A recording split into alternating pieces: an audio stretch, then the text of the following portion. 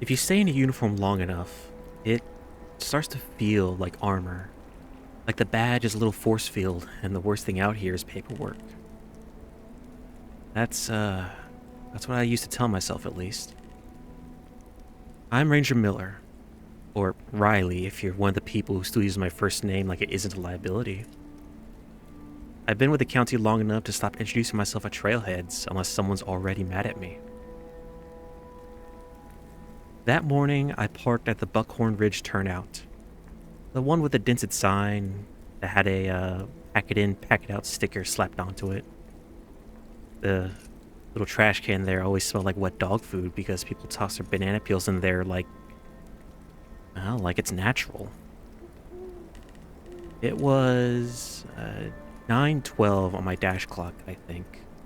And it was cold enough that my breath showed, just not cold enough to make the world look clean. The call from dispatch had said, possible injured hiker. Cell ping around 3 miles in. No further contact. Might be nothing, Ranger. They didn't say the weird part until after. The call that kicked it off didn't come from the hiker. It came from a prepaid number, a burner phone. The kind you would see in a Ziploc bag on the floorboard during traffic stops. Apparently, the voice sounded calm. Not calm like, I'm fine. Calm like, I practiced this, and I want you to do exactly what I say. Someone's hurt. Buckhorn Ridge. 3 miles in. No name, no panic, and no background noise either except a soft hiss like wind through a phone mic. Then dead air and a click. You don't ignore these calls. Even if it feels like a prank, you go. People die out here for dumb reasons. A wet rock, a twisted knee, one stupid decision to keep going because they're embarrassed. No matter the case, you go out there. I checked my pack twice, even though I packed it myself. Old habit of mine, I suppose. Radio charged. Paper map in a zip sleeve because my phone gets moody in the cold.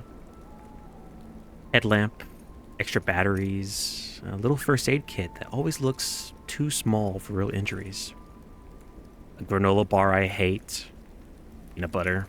Ugh, chalky and it dries your mouth out. But it's enough to keep you moving. I clipped my mic on my shoulder and stepped out onto the trail. The first mile was fairly normal, actually. Gravel that turns to packed dirt, a bridge over a creek running brown from last night's rain, ferns swamped with water, my boots sounding a little bit louder than I would like. That's just something you learn as a ranger. Normal quiet versus wrong quiet. Normal quiet still has a little life in it. Squirrels complaining, a raven doing that throaty "I saw you" call. Wrong quiet, though. Wrong quiet is when the forest stops making commentary, like it's saving all of its noise. I found prints early. 2 sets for sure. Maybe a third? One heavier tread, definitely an adult hiking boot. One lighter, narrower even. The third was messy, off to the side, back on, like someone wandered down the creek and then changed their mind. No blood, no obvious fall sign, but the mud was soft enough to show hesitation. That matters. At a switchback, my radio made a quick spit of static, like someone keyed up and let go. I stopped automatically and held my breath like I could hear better if I made myself smaller. But nothing followed.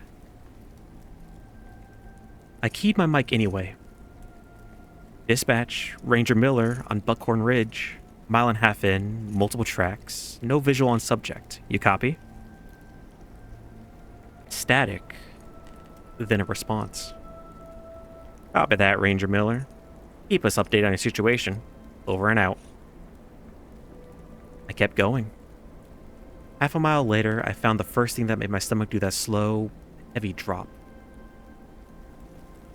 Orange fabric snagged on a thorny branch at shoulder height. Not blaze orange, not SAR. It was a cheap windbreaker orange that's been washed too many times. Worn, not cut. Threads pulled out like something yanked it hard and let it snap back. I took a photo, bagged it, wrote it down. It's the type of things you do because you keep your hands busy and your head from going sideways out here. 10 yards off trail, I caught the drag marks. Had a clean skid like a sled. Broken grooves. Starts tight, then widens. Like whatever was doing the dragging shifted positions. Like it got comfortable. That little detail just sat wrong in my gut. But I had a job to do, so I followed it. I shouldn't have alone, and that's the God-honest truth. Protocol says you mark it, you call it in, and you wait for a team if you have reason to believe there's a crime scene or a body. But the other truth is, if somebody's alive and hurt, time is the whole thing. Time is the difference between a rescue and a recovery. So I went. Off trail, the smell changed. You could still smell the wet leaves, but underneath it was sour, like a gym towel somebody forgot in their trunk. That mildew stink that makes the back of your tongue feel fuzzy. My boots, with every step, sank into the mud like the earth itself wanted to keep them. The drag marks ended at flattened ferns, and under those ferns, tucked like someone hid it, was a phone. Black case, screen cracked, mud jammed up into the seams. Battery low, but still alive enough to light up when I picked it up. The lock screen photo was of a guy in his 30s smiling into the camera with a kid on his shoulders. The kid's cheeks smeared with ice cream, maybe? A summer picture. Kind of picture that makes you think somebody's going to miss you so loud it becomes the whole house. There was a banner notification across it. Missed call, Ranger Station. 8:47. So he tried to call. That's good. That's good. Well, good in a sick way. Means he had a chance to reach out, which meant the prepaid call wasn't him. I pocketed the phone and did a slow scan like I was pretending I was calm. Ferns, moss, a log with little shelf mushrooms, a scattering of fresh bark chips like something scraped along a trunk. Then the hair on my arms rose, because the forest went wrong quiet. No birds, no insects. Even the creek seemed quieter, like the water got shy. I turned around a full circle. Nothing moved. I was heading back to the trail, but I didn't get more than 2 steps before my boot caught on something. It was a nylon cord. Tied to a sapling, the other end vanished into the brush. Followed it with my eyes first, then my hand. Going careful and slow because your brain starts drawing pictures and half of them tend to be nightmares. It led to a little pile of sticks arranged like a crude shelter. Too small for a grown man, but too intentional to be random. And under it was a hat. A ranger hat. Old felt brim style, worn. That older shade of brown we don't issue anymore. Badge pin at the front. I knew that hat. Not, I've seen one like it. I mean, I knew the exact hat. The exact weight of it. I knew how the brim shadow hit your eyes. Because it used to be my father's. I hadn't seen it since the winter after he died, when I drove to his house with a borrowed trailer and a numb feeling like my whole body was wrapped in plastic. I boxed things without looking at them too long, because if you look too long, you start remembering. And remembering makes you do stupid things. I touched the inside band with 2 fingers. And there, on the inside lip, RM. Same as mine. He wrote it on everything like he owned the world down to the last screwdriver. My mouth went dry. I said it out loud without meaning to. No. Because that's not supposed to be here. Sure. Thrift stores exist. Coincidences exist. People lose hats. People collect old gear. But my father's hat didn't just end up 3 miles on the ridge, tucked under a stick shelter. That felt like a hand on the back of my neck. I keep my radio. Dispatch. Ranger Miller. Go ahead. I found a phone belonging to an adult male. Evidence of possible dragging off trail. I also found an item that doesn't make sense. Ranger Miller, what item is that? The words got stuck. I stared at the hat like it was going to explain itself. Old Ranger hat. Looks like... Never mind. Probably unrelated. I'm continuing toward last known ping. Do you need backup, Ranger Miller? I should have said yes when I heard the edge in Dispatch's voice. But pride is a stupid animal. You keep feeding it until it bites you. Negative for now. I'll keep you updated. Copy. Check in every 15. Copy. I left the hat. I didn't take it. I couldn't take it. I didn't want to touch it more. I didn't want it in my pack like some cursed souvenir. But I kept pushing upward. The trail narrowed. Roots slick like someone greased them. The air was cold and damp and smelled like old cedar and wet pennies. My knees complained in a way that made me feel like I was older than I am. My body keeps a ledger. Little aches, old injuries, the stuff you pretend isn't there until the woods remind you. I called out because, of course you would in this situation. Ranger service! If you can hear me, yell! Wave! Anything! My voice sounded too loud, too clean, and I didn't get an answer. Then I reached a rock outcrop where the trail widened. Someone left a crushed plastic water bottle, and I could see little fresh prints in the mud. Adult boot prints, same tread as earlier. And beside them were bare footprints. Long, wide, toes blunt, heeled deep into the mud. Not animal, and certainly not human. It looked like someone stepped into mud with a heavy flat foot and didn't care if it left a signature. They walked alongside the boot prints, matching their pace. Company. I crouched and measured one with my hand.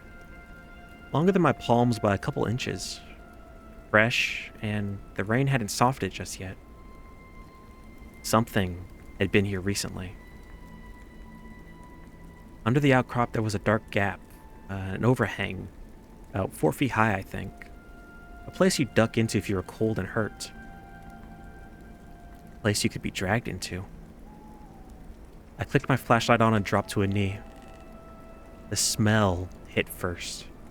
Stronger now. Sour, damp cloth plus something metallic that bit at my nose.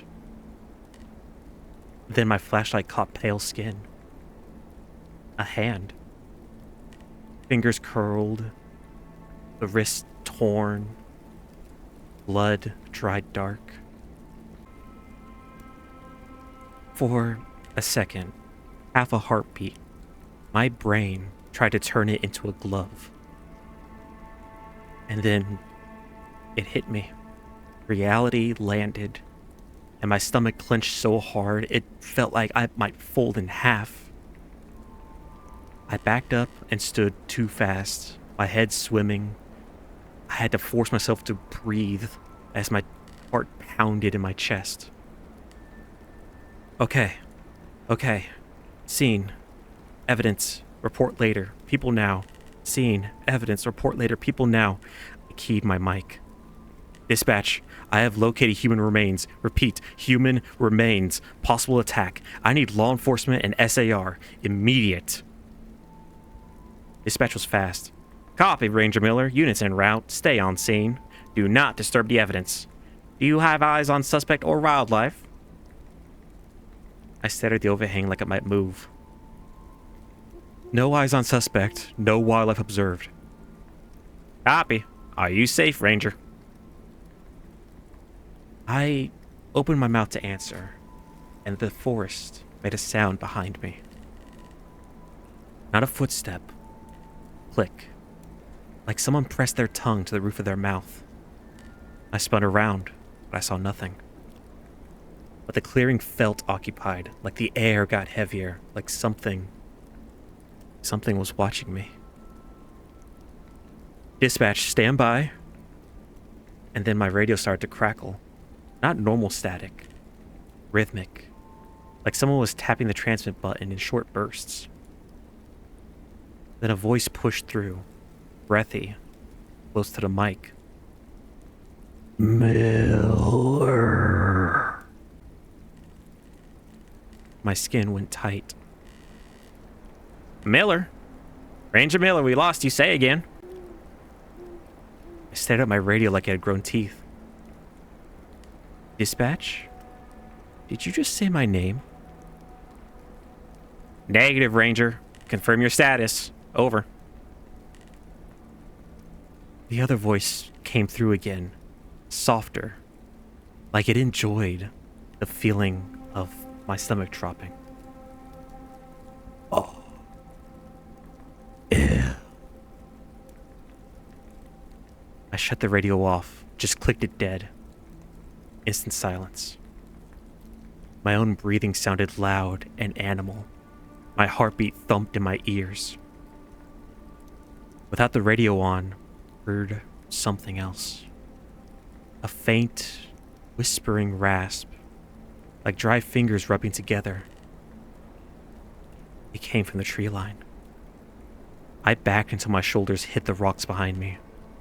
I drew my sidearm, and I hated it so much. I hated that part. I hated having to admit I'm scared enough to draw, but my hand did it anyway. Show yourself! My voice kept cracking, despite me trying to steady it. A shape moved low and fast along the tree line, and I fired. The shot cracked like the forest broke, echoes slapping back off the rock, birds exploding out of the canopy in a frantic burst. But the shape had vanished. I stood there, firearm up, ears ringing, throat burning. It wanted that shot. I can feel it in my bones, the way everything after seemed arranged. I turned and started down the trail. Protocol says hold position, wait for deputies. The protocol assumes normal threats. Bears, people, accidents. This didn't feel normal. But the truth was, I just wanted distance between myself and that overhang, between me and that hand. I turned my radio back on because I needed dispatch. I needed the world to be normal again. Dispatch came through mid-sentence. Miller, confirm. Unit stage at trailhead. ETA 40 minutes. Do you copy? Copy, I said, my voice clogging my throat. I'm moving back towards trailhead. Found remains. Also a threat in area. What kind of threat, Ranger Miller? I pictured the bare footprints, the tongue click, a voice on my radio that wasn't dispatch. I don't know. I fired one round at movement. No contact. Ranger Miller, do you need medical? No, I don't. It was a lie. 10 minutes down trail, the path ran along a slope with a steep drop on the left. Wet roots, slick, forcing me to slow down.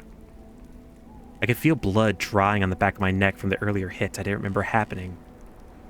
But then realized that was future pain, my brain doing that thing where it tries to predict. A rock tumbled down the slope ahead. It was just a rock, but it rolled too neatly, almost as if somebody had forced it to roll. I stopped, firearm in hand. Hello? Above me, a voice yelled out. Hey! Over here! Relief hit me so fast it almost knocked me over. I looked up to where the voice came from and I could see it, between the trees, a figure waving at me. A dark jacket, a human shape. Help! Please! I took 2 steps uphill and froze. The voice was off. The pauses, the breath, like someone learned panic from listening to it. Stay where you are! Identify yourself! The figure stopped waving. It stood still, then spoke. Conversational now, almost normal. You don't remember? I could feel my throat tightening again. I'm Ranger Miller. If you're injured, tell me where. The figure tilted its head. Then it said my name. Not Miller. Not Ranger. Riley. Nobody calls me that out here. My stomach dropped through my feet, and I couldn't answer. The figure pointed at me. You left him. My father's face flashed. Hospital bed, oxygen tube, his eyes tracking me. The way he tried to talk and couldn't get it out. Even sick, he could find the one word that hurt. I'd walked out of that room once. I can admit that now. I didn't leave forever. I walked out. And that moment lived in me like a bruise you keep pressing. Who are you? It smiled. I couldn't see teeth clearly, but I felt that smile bearing down upon me like pressure. You did it again. You keep doing it. I tried my radio. Dispatch! But all I heard was static. Then the tongue click again, loud enough that I heard it over the hiss. The figure stepped backwards to the trees and disappeared. And then something hit the back of my head. A stone cracking to my skull as pain made my vision flash white. My knees buckled and I could barely catch myself on the tree, the bark scraping at my palms. Another stone whistled past my ear and smacked a trunk beside me. It wasn't random. I felt like I was being herded. I was being bracketed into a direction. I moved down trail fast, trying not to slip off the slope, and a third stone hit my shoulder and my arm went numb for a second. Behind me, I heard a low chuckle. Too deep, too controlled. It wasn't hungry. It was entertained. The trail began to dip into thicker trees, and stones weren't being thrown at me anymore. For a second, I thought maybe I was done. Then I saw a yellow survey tape tied to a branch at eye level. We used tape to mark hazards, washed out sections of trail, nesting wasps. This tape was new, bright. On it, in black marker, were words. Second draft. My mouth went dry, my teeth clenched hard enough my jaw ached. I looked around for a person, a prankster, one of my coworkers pulling a sick prank. But there was nothing. Then I heard a voice call from ahead. Riley! Riley! My mother's voice. The exact rasp, the exact tiredness, the way she hit the L in my name. My whole body reacted before my brain could catch up. My chest grew tight. My eyes were burning as I could feel tears forming. Mom? Silence, and softer. Come here, baby. Come here. My mother died in her kitchen 2 years ago. Heart attack. Alone. Found by a neighbor because her mail piled up and she didn't answer the door. I was at work when I got the call.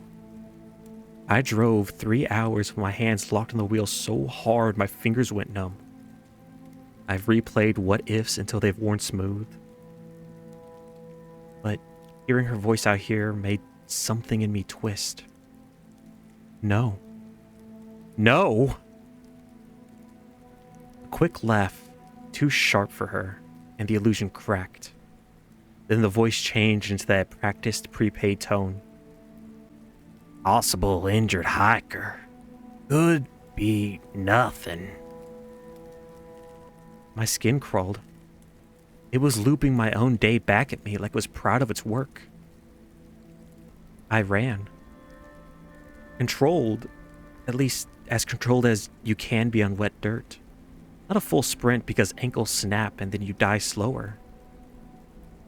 Behind me, movement kept pace off trail. Heavy, fast, not stumbling. It wanted me to know. It would run me down any time. I rounded a bend and almost slammed into a strip of orange cloth tied into a bow on a branch. Like a present. My throat made a choking sound I didn't like. I shoved past and kept moving. The trail dropped into a small ravine where the creek ran close. Cold air pooled there. Rocks are slick, treacherous. I stepped onto the first stone to cross, but I felt my foot slip and head into the freezing water. My ankle rolled, and pain shot up my leg. Fuck! The movement behind me stopped. Horse waited, then tongue click. Close, across the creek. I swung my flashlight beam at the tree line, but nothing was visible. I could feel it. That elevator feeling of someone right behind you. Back off! It clicked again, then spoke. Low, close. Not on the radio now, just in the air. You limped. My blood went cold. That was my father's voice. Not perfect, but close enough. You limped out. You always do, Riley. I pointed my gun into the bush. Stop! You left him in the bed. You left her in the kitchen. You will leave this one too. This one? It slipped out of my mouth before I could stop it, and something shifted across the creek. A pale shape lifted into view behind a log. The man from the lock screen photo. Propped up, the head tilted wrong on a broken neck, mouth open, eyes glassy. His throat was torn out, not cut, torn, like something pulled it away from him. But his mouth moved. Help.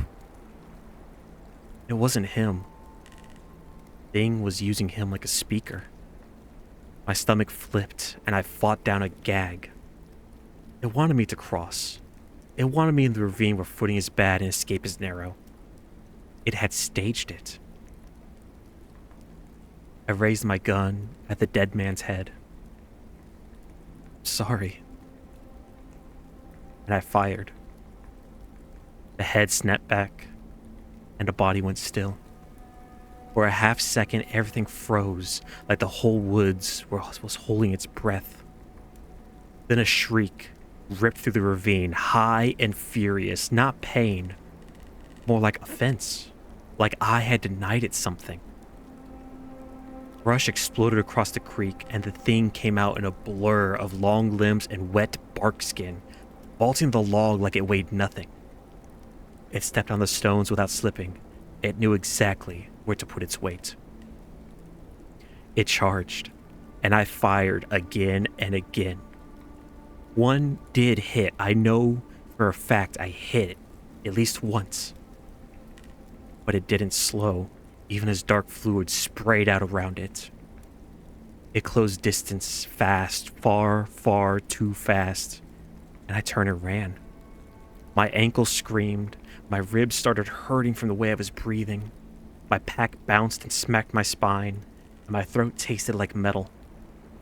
Behind me, I heard its breathing. Not panting, just steady, wet pulls like it could do this until tomorrow. The ravine climbed out into flatter ground, sunlight ahead, another clearing, and I pushed for it. Then I saw a rope stretched ankle high across the trail between two saplings. A trip line. It hadn't been there. It couldn't have been. I would have seen it. I jumped it, barely. My bad ankle clipped it and I landed wrong, my knee buckling under me. I went down hard, and my firearm skidded out of my hand into the mud. I scrambled for it, fingers slipping, stupid, panicky. And then I heard it. Tongue click from the edge of the clearing. It stood partially behind a tree, watching me. Not rushing, not finishing. It had me, and it wanted me to know it. And then it spoke. Not my mother, not my father. Its own voice now. Low and rough like wet gravel. Second. My breath hitched. Try. I got the gun and aimed. My hand shook. Don't come any closer. It smiled again. Deliberate. Like it had learned the expression for effect. You carry it. You carry leaving. What are you? I asked, and I hated that it came out like a question. Like I was giving it permission to exist. It clicked. You know. I didn't. I didn't want to. It stepped closer and I fired. The shot hitting his chest, dark fluid splashing, and it flinched. But it was more surprise than pain. Then it laughed. It laughed and then shot towards me like a bullet. A long limb struck my gun hand and pain shot out my wrist, my pistol flying off into the brush. Its smell invaded my nose. Rot, wet wood, sour cloth, iron. Its face inches from mine, eyes huge, pupils too wide. It inhaled slow, like it was smelling my fear, my sweat, my guilt. Then it whispered in my mother's voice, right into my ear. Come here, baby. My stomach flipped so hard I almost vomited. I kicked with my good leg and hit something hard. It hissed, irritated at my actions, and tightened its grip. It carried me off trail, Branches slapping my face, my pack snagged and tore. My shoulder slammed a trunk and pain sparked down my arm. I yelled, full panic sound, loud and ugly. It didn't care. It moved with purpose, weaving through trees like it had walked this route 1,000 times. Then it stopped. A small hollow, a stump in the center, and around the stump, objects, arranged like trophies. A little kid's shoe, mud-caked, a broken compass, a crushed water bottle, a wedding band on a string, an old ranger patch, bits of cloth, a laminated card peeled apart like it'd been chewed. Pile of lost things, sorted and kept like trophies. And hanging from a low branch, my father's hat. Cleaner now, and set like a display. It held me up facing it, like I needed to witness it. You look. You feel. Why? It clicked, then spoke in a gravel voice like it was choosing words carefully. Because you left. You think you are good. You wear cloth. You carry radio. You say help. You leave. You're killing people.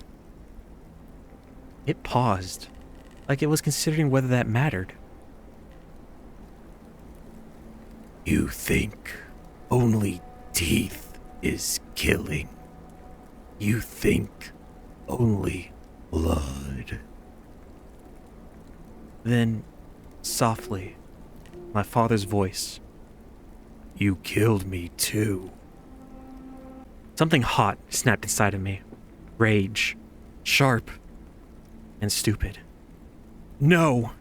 You don't get to wear him. It slammed me down the stump edge, pain flaring through my back, air punched out, and I gagged, wanting to throw up. A limb pinned me across the chest like a heavy log. Pressure crushing. My ribs protested. My breath started to get thinner and thinner. Its face hovered over mine. Say it, it whispered in my mother's voice. Say you're sorry. It wanted the words. It wanted surrender. It wanted me to end the story the way it liked. But I didn't say it. My hand scraped through mud and found metal. An Altoids tin, half buried, dented.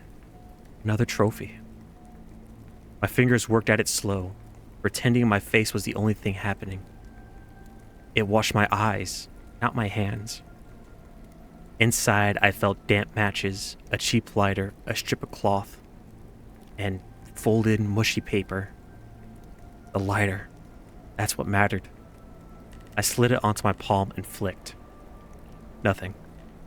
Again, a weak spark. Again!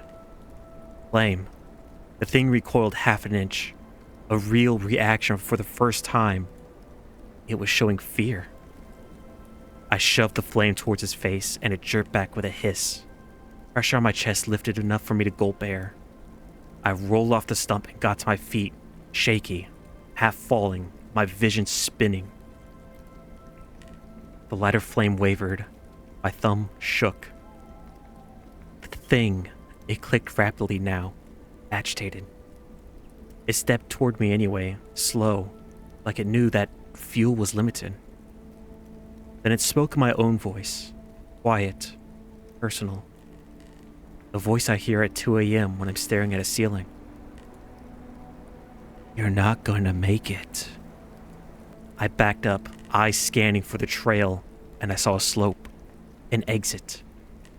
It drifted sideways to block the straight line, hurting me again like cattle. Shut up. Shut up! I lunged and slapped the lighter flame against my father's hat, and the felt brim, it caught fast.